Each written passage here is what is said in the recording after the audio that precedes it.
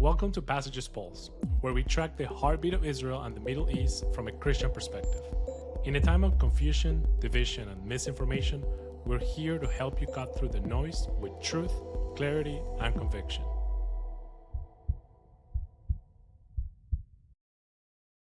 Hi, everyone. Welcome back to the Passages Pulse. It's been a minute. We are back after a short break. Today, we are recording on Wednesday, 25th, 2026, 25th of February, I should say. And my name is Josiah McGee.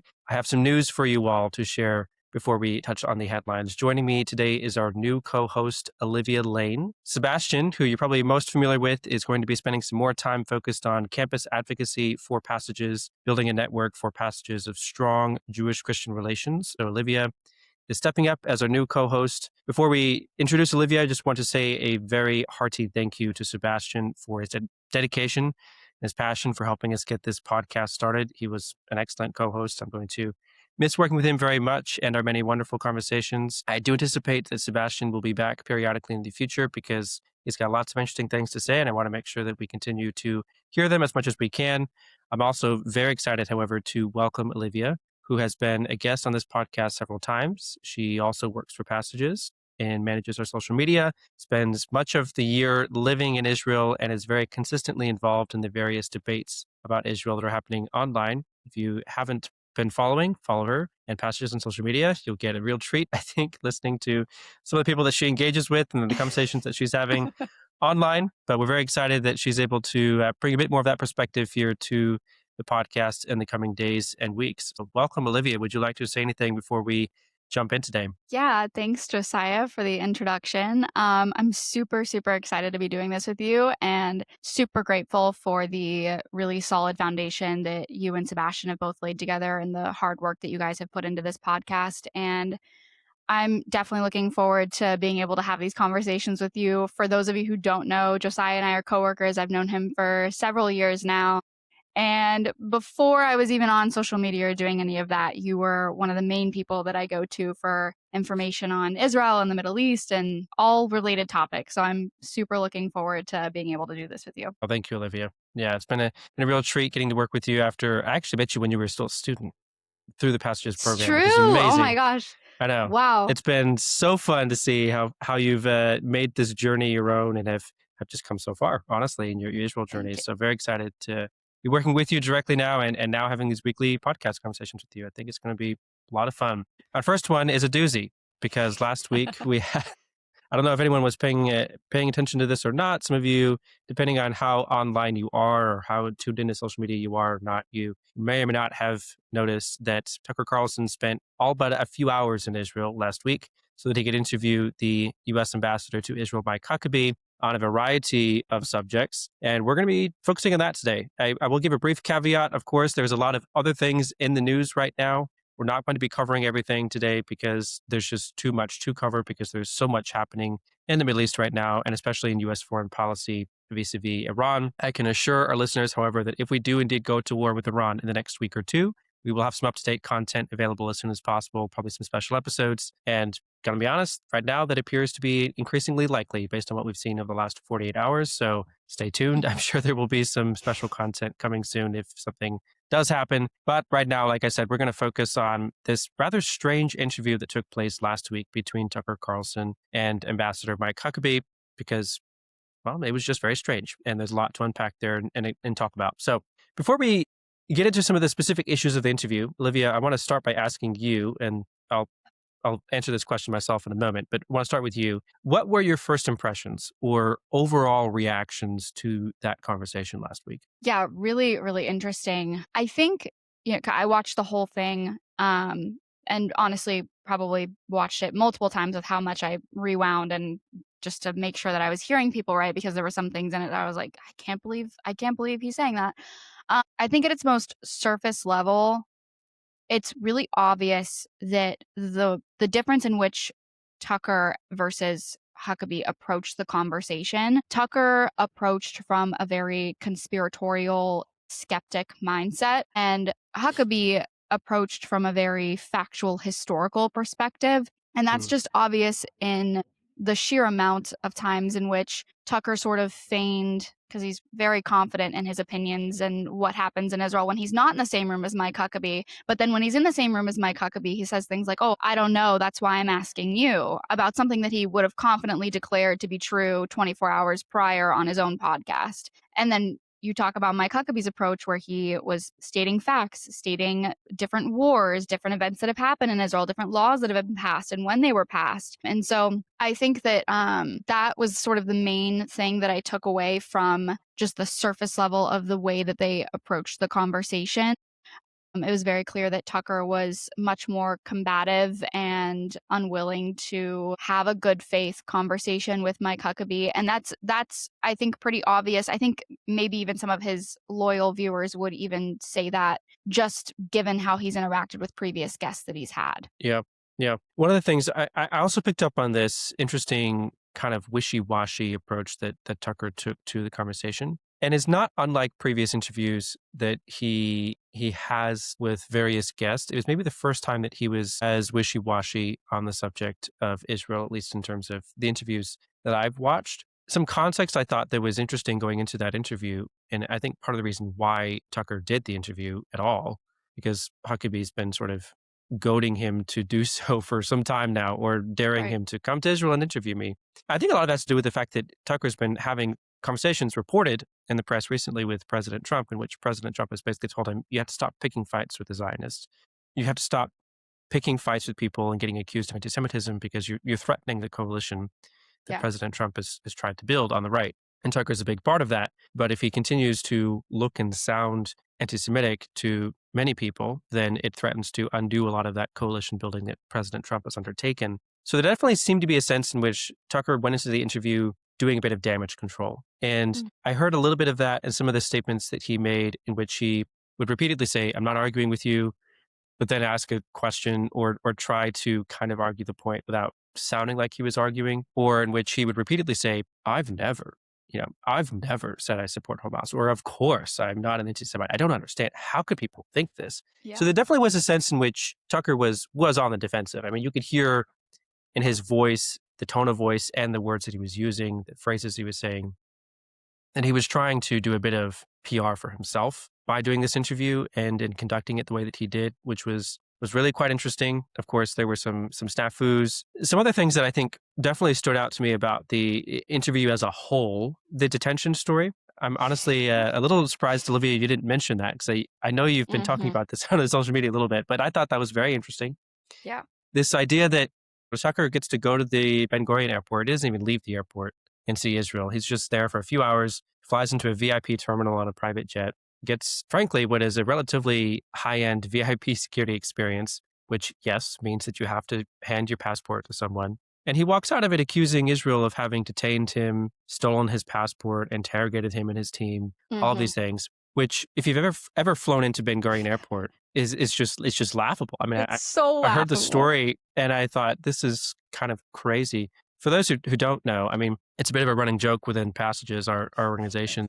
I always get stopped and an extra layer of screening. And it's not for any particular reason that I can discern, other than it probably has something to do with the fact that I'm often a young male in his late 20s traveling by himself. I mean, that is going to raise certain flags. And it's not because I've done anything or because they're profiling me, other than at the fact that you're a young male traveling by yourself. If you know anything about Israel's history, and especially aviation history of hijacking of Israeli airplanes, or airliners, planes flying to and from Israel, then it makes a lot of sense. Their airport security is extremely tight for good reason because of that history. And I just have to say, speaking as someone who does frequently get a little bit of extra attention from Israeli security, I just found it, I just had to laugh when I heard a story about, his VIP security experience was not all that he hoped for. Yeah. I don't know.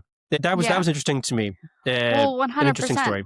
I think also, I think the two things that surrounded the interview but were never actually in the interview, one being that detention story, which obviously to people like you and me who I have quite literally on multiple occasions been pulled into a separate room for questioning, which I'm sure you have as well, by Israeli security while going through the airport. And I do have a video that I'm working on right now where I'm talking about exactly what you're saying, which is the history of flights being hijacked in one instance, a flight was hijacked and hostages were held for over a month. So it's very clear that Israel's airport security is thorough because it has to be. And so for him to get on the internet and whine about something that all of us have to go through regularly was just laughable, and shows to me not only his lack of familiarity with Israel in general, but also his lack of awareness about how severe the threat to Israel is, that there is a reason why their security has to be this thorough. So that, I think, was really telling to me in one way. And then the other way was the fact that, which I'm sure we'll talk about this in detail a little bit more later, is the fact that he edited the podcast episode after it was released and ended up retracting the section of the interview where he talked about Isaac Herzog allegedly visiting Epstein Island, which never happened.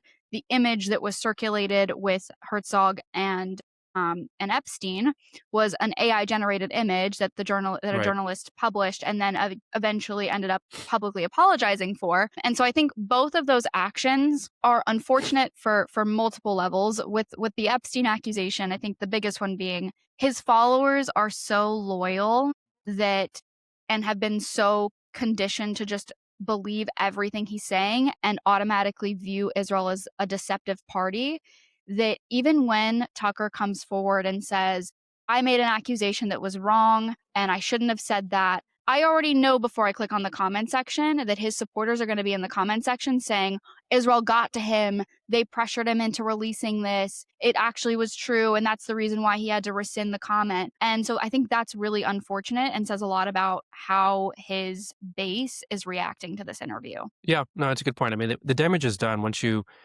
say something like that. Even after you take it back, the story is what it is, and you can't really change the story at that point.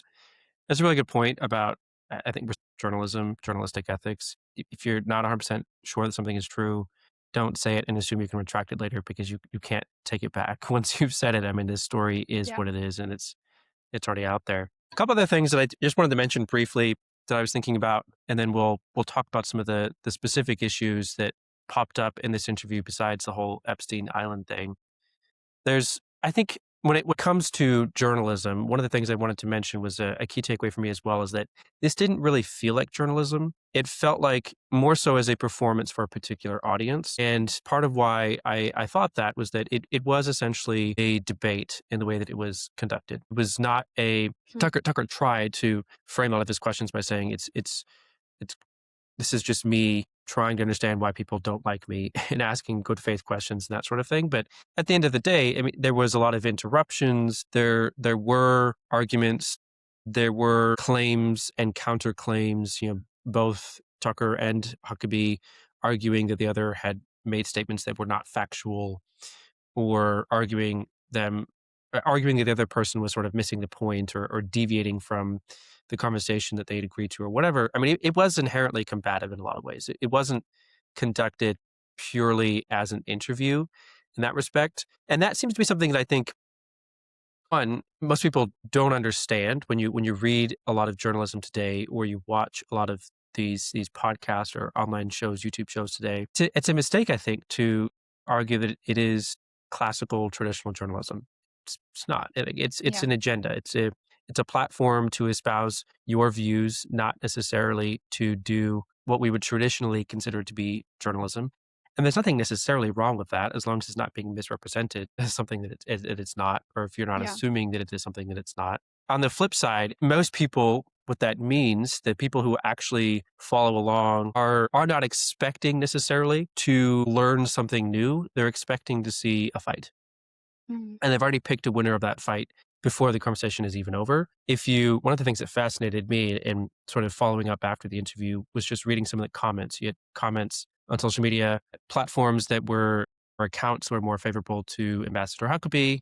Now, they obviously thought that Ambassador Huckabee wiped the floor with Tucker Carlson. But if you look at the YouTube comments on Tucker's YouTube channel where this interview released, I mean, everyone there, all the comments think that Tucker just destroyed Ambassador Huckabee. So it's not even close. I mean, depending on how you entered the conversation, the views that you entered the conversation with are almost certainly the conversations you left, or the views you left the conversation with, which is absolutely fascinating, I think, in telling about our current state of dialogue, civics in our country, our ability to actually listen to people and have meaningful conversations. I think it's it's concerning because, one, there's something deeply wrong with our culture, if that is the case, I think, but also it confirms in many ways that Israel is becoming an issue that no longer unites people, but is more likely to create a lot of bitterness and division between people, even on the right, which is rather shocking given the role that it has played in America as an issue, as an issue that Americans care about for the last several decades. More on that to come, I think, in future weeks, but just wanted to make that observation that was interesting. Now, as far as some specific issues, there was a lot. I mean, if you just read through the transcript or even just look at the chapter titles for the interview, I mean, it was a lot. Tucker was bouncing around a lot of different issues he wanted to talk about. I think in addition to the usual conspiracy theories, I mean, there's the traditional greatest hits like conspiracy theories about 9/11, about Epstein Island, about pedophilia cults, et cetera, et cetera. All of that has been rehashed quite a bit, but there were a couple of things I thought were a little bit interesting. For this specific interview, for the specific person he chose to interview, Ambassador Huckabee, I want to zero in on two things that I thought were really quite interesting that Tucker seems to have made a focus of his, not just in this interview, but over the past few months. One being Israeli treatment of Christians, and the second being the legitimacy of Christian Zionism. So we'll start with Israel and its treatment of Christians. What do you make of that, Olivia? Because I know you spent some time thinking about this. I have thoughts too, but I'll start with you. What were your thoughts about that? Yeah, it was really interesting. I've seen so many different interviews that Tucker has done with Christians who live in Israel, who have made remarks about their treatment here. And obviously, you and I are the first to say that, of course, there are Christians who are not treated well or fairly in Israel, the same way there are Christians in every country, everywhere, who are not treated well by their neighbors. I think the way that Tucker approaches the conversation, it very clearly shows an agenda. If you look online, there are plenty of Christians who have formally invited Tucker, Christians who live in Israel, who formally invited Tucker to come visit their communities to show how they're thriving in Israel, to show how they're treated equally as their Jewish Israeli neighbors by the Israeli government, to introduce him to that side of Israel. And instead of accepting those invitations and getting to know a country that he is relentlessly bashed on the internet, he instead spent a few hours in Ben Gurion and then left the country. And I think that just goes to show that he doesn't care about.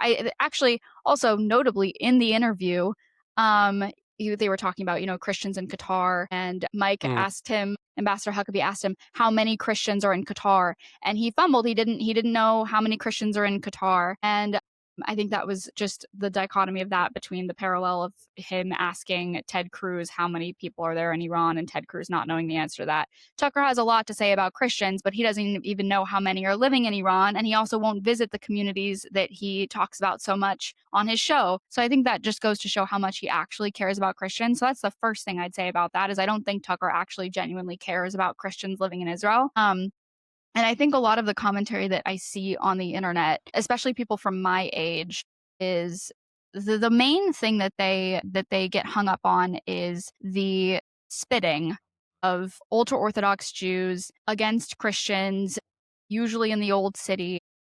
Hmm. They have a huge problem with that, which I personally, if I'm like, my personal opinion is, I don't understand why they are so hung up on this for multiple reasons. One is because it is such a fringe minority occurrence, and it is also widely condemned by Israelis, not just socially, but also politically. This is an action that is committed by a fringe group that is condemned broadly. So it's just very interesting to me that Christians have such an issue with that, especially when there are, in all of the neighbors of Israel, Christians who are being treated objectively so much worse. And by that, I mean being martyred for their faith. So I just think that that's like a little bit interesting, that seems to be a huge issue as to when people talk about the mistreatment of Christians in my generation. And, obviously there's no world in which discriminating against Christians by spitting on them is okay.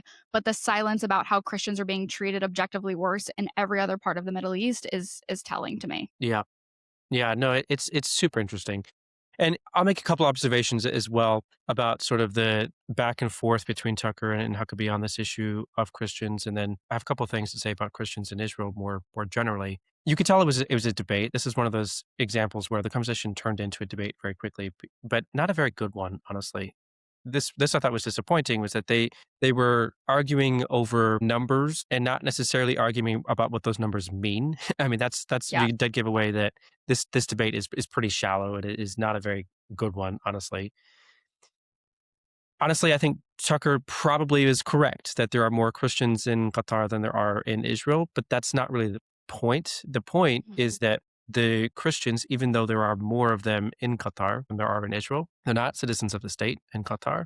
They're Yep. treated horribly. They're relegated to various ghettos where they're allowed to practice their Christianity. Whereas in Israel, sure, there are fewer Christians technically, but they're also much more free and accepted and able to practice Christianity, worship freely in Israel than they are in Qatar. And this is, again, just one example of how the conversation turned into this. Honestly, it was a little bit petty, a debate, and Yeah. it just not a very good debate. Unfortunate that it had to focus on things like that rather than having some more substance to the conversation. I think to your point about what Tucker seems to care most about, something that interests me is if you look at previous guests that Tucker has had on to talk about the issues of Christians who live in the land and how Israel treats them, by and large, most of them are Palestinian Christians.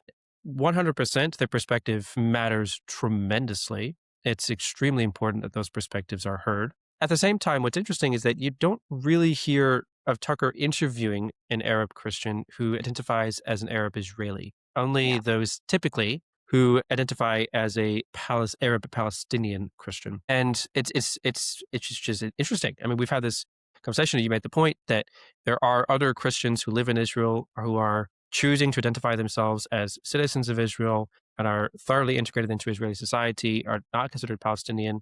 And Tucker doesn't have the time or the willingness to interview any of those people and hear different perspectives. So, of course, the stories that he hears are unfortunate, and many of them are unfortunately true, but they're not the whole story. And that is an issue in terms of, again, his journalistic credentials and ability to tell an accurate and complete story. I would say there's some major gaps there. Taking a step back, though, I think some things that were really quite interesting about his approach, he seems to be deliberately creating some conflict between Christians and Jews, arguing that if you support Israel, you must be either a bad Christian, a fake Christian, or a Christian who is inherently disloyal to Christianity and other Christians. And his argument essentially is that, if you're a Christian and Israel sometimes does bad things to Christians, then any support for Israel means that you are a traitor to Christians and Christianity. That's really, really quite unfortunate, I think, that he would take that sort of line of thinking or that approach and would be intentionally driving a wedge in that way. Of course, there are, extreme cases of abuse, which we've already discussed. We're familiar with those.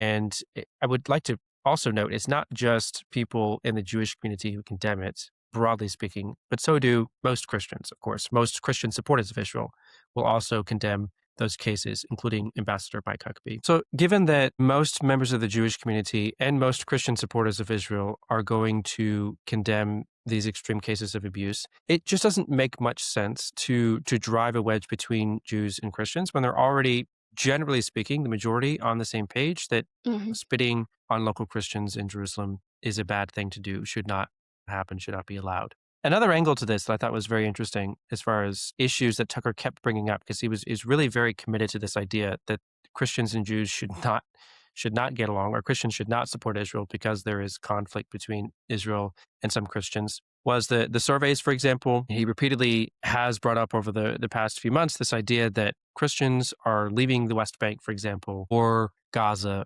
because of Israel's mistreatment of these Christians. And I think the response by many Christian Zionists has been, well, no, it's all the fault of the Islamists, of organizations like Hamas, or the Palestinian Authority and its corruption, or things like that. Those are the real reasons why Christians are leaving the West Bank and Gaza. And frankly, I think it's just not that black and white. I mean, if you want to have a serious conversation about what's happening, why are many Christians leaving the West Bank or Gaza? The reality is it's yes, because of the Islamist pressures. Yes, because of the inability to live under the control and the government of the Palestinian Authority. Yes, of course. It would be a mistake to say that it's not because of the effects of the conflict with Israel. Things like low employment rates, lack of economic opportunity because of the conflict and the conditions that it creates. It's all of these things, all of the above. And yet, Tucker is going to frequently try to make it about only one aspect of the conflict, and that is Israel. It's going to presume that they are the only party responsible for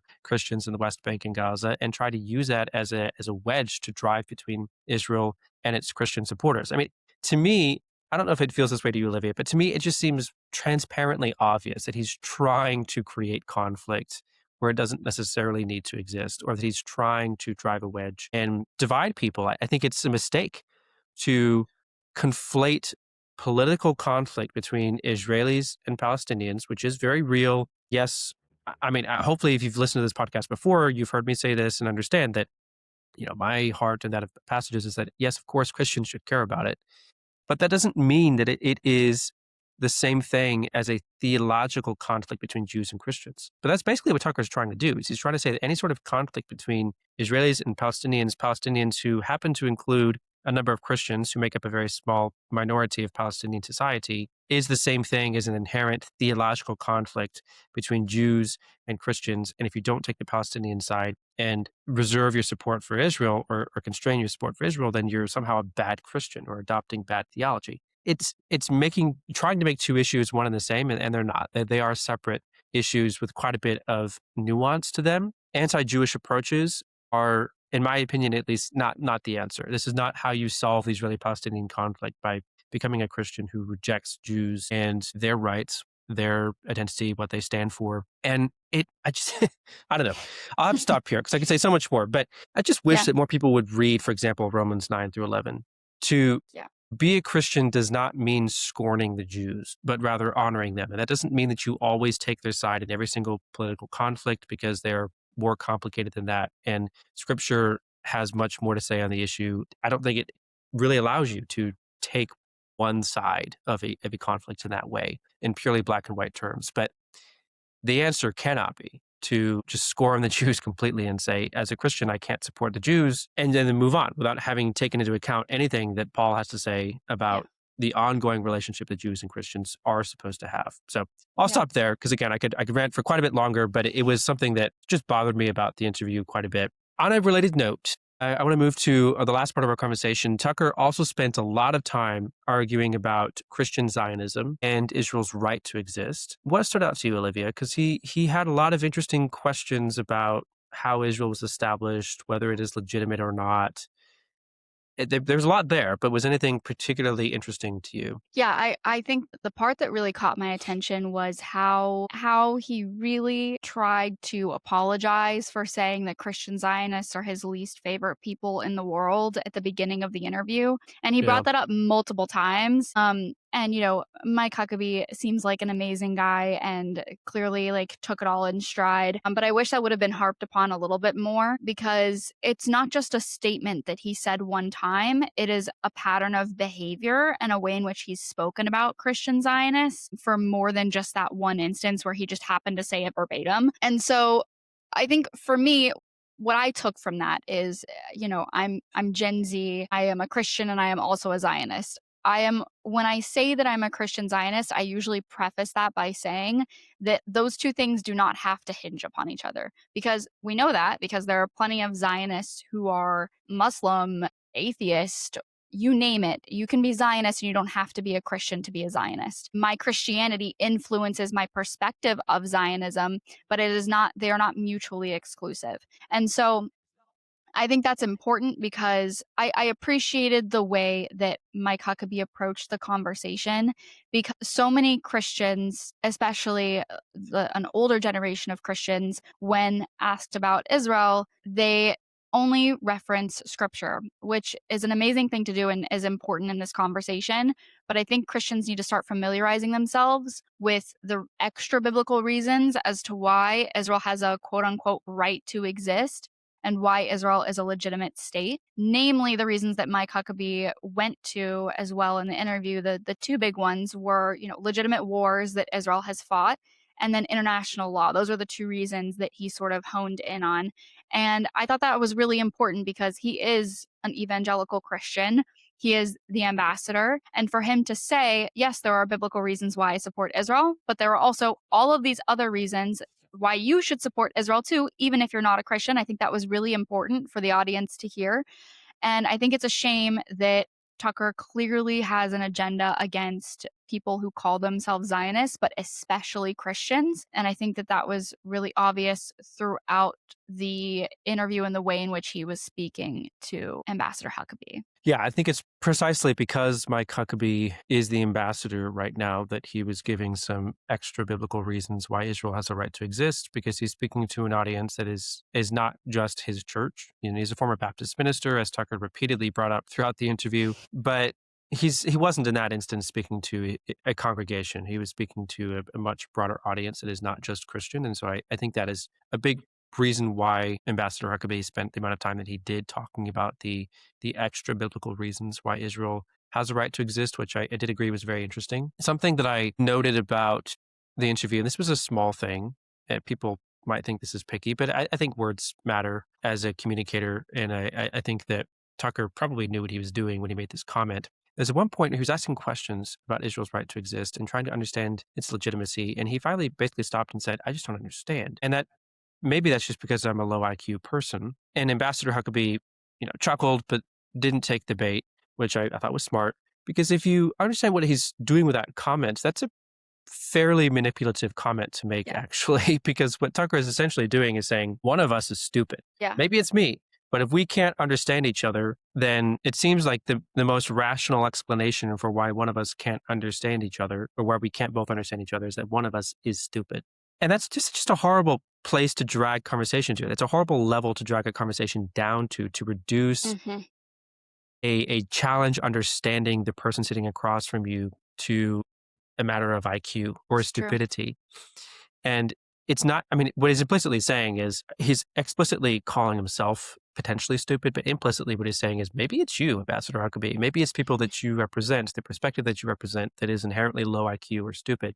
And that's just deeply problematic. I wish that were not the case. Unfortunately, it so frequently is, on social media especially. When you're sitting behind a keyboard, you're not having a conversation face to face, it's exponentially easier to say things like, "You're stupid," or "You low IQ person.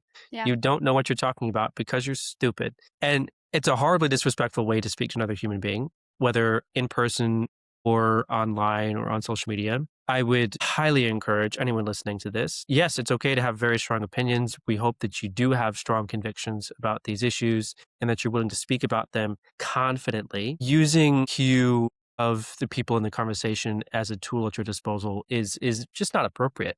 Yeah. It's mean-spirited and is not a good approach to take. You don't need to be self-deprecating in order to make a point. You also don't need to tear other people down in order to make a point. And I think we really should spend a moment thinking about that and what that means for us personally. That being said, there were other things, but Olivia, I think you've really touched on them very well, sort of the crux of the argument, that there is more than one reason why Israel has a right to exist. One of the things that stood out to me a little bit as well in the kinds of questions that Tucker was asking Mike Huckabee was, Jewish history really matters a lot. I think as Christians, we maybe don't spend a lot of time thinking about that. It's not just the 1947-48 story of how Israel was founded. It's also the Jewish history, the 3,800 years of Jewish history, the 2,000 years since they were expelled from the land by the Roman Empire and forced into exile again. It wasn't their first experience in exile. And that period of history, the process of being forced into exile and returning and being forced into exile again, and where do they go from there? How do they form Jewish communities? How do they preserve Jewish identity and connection to the land of Israel? How many Jews remained in the land of Israel even while the others were forced to leave? How did those who were forced to leave eventually come back? This is all pretty crucial to the story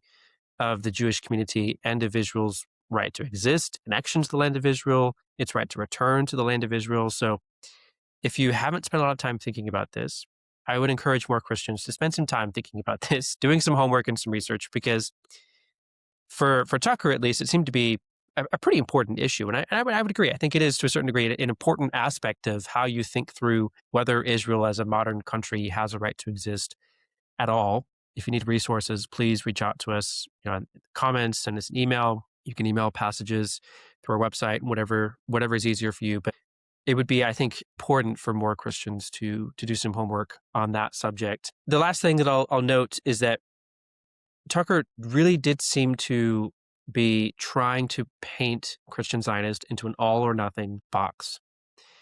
that the people in the nation of Israel and the government of Israel are extremely conflated, that a Christian Zionist, in order to be a Christian Zionist, has to support everything that the Israeli government does, not just support the people in the nation of Israel and the right to exist in their ancient homeland. And that's a mistake. I think if someone asks you what is a Christian Zionist, you don't have to accept the definition that people are imposing upon you, particularly if it is that conflated and misconstrued.